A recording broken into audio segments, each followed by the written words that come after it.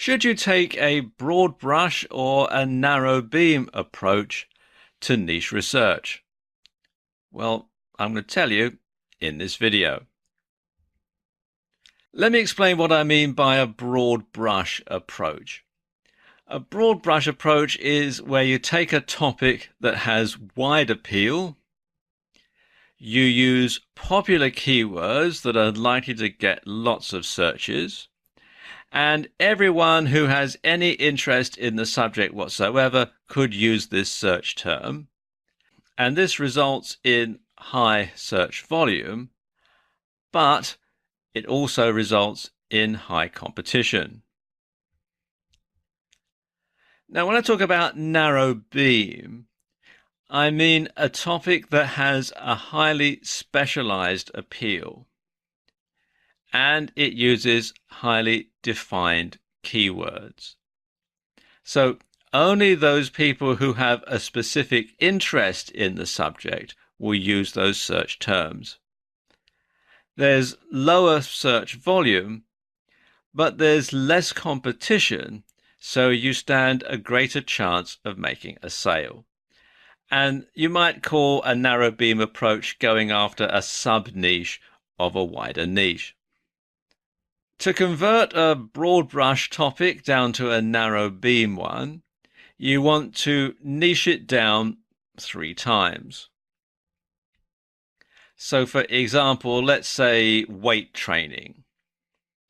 You could niche that down to weight training for women and then beginner weight training for women, because obviously that's a much more specialized subject. So therefore only women who are beginning weight training are going to be interested in this particular niche. And that can be to your advantage. If we look at this table here, you can see we've got the keywords, and we've got here the number of monthly searches in Google, the number of daily searches done in Google, the competition, that's the number of sites that are indexed in Google for that particular keyword, and the daily search ratio. And what that is the competition divided by the number of daily searches. So if everything was equally weighted, those are the probabilities that someone doing a search for that keyword will reach your site. Now let's just take a look at these.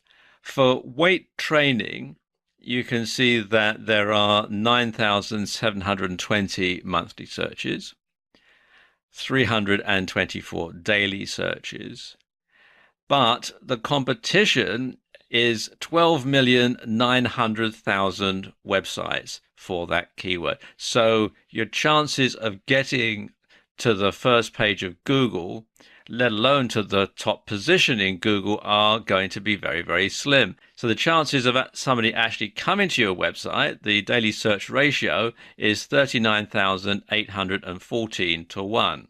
So when you niche it down, you've got weight training for women, and that gives 6,480 monthly searches, 216 daily searches, and the competition is 327,000.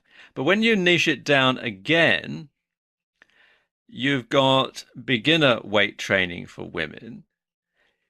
The monthly searches are much lower, only 384, and there's only 13 searches a day. But the competition is 7,700, and the daily search ratio is 592 to 1. So your chances of getting to the first page of Google and your chances of getting to the top position of Google are much better because you're not going up against so many competitors. So your chances of actually getting a hit to your website are 1 in 592, as opposed to 1 in 39,814. So you stand a much better chance of being able to access this much smaller market. You can be a big fish in a small pond as opposed to a minnow in the ocean. So if you're just starting out, if you're looking for a niche to dominate, the smaller the niche, the better. So niche it down, take a narrow beam approach, and you'll stand a much better chance of success. Hey, it's Fred, Submarine Guy. Thanks for checking out my video. Make sure you subscribe to my channel. There should be a little YouTube icon on the video if you're watching it somewhere else, or there's a subscribe button if you're on my YouTube channel. You'll get an immediate notification of future videos, and thanks for watching again. Have a great day.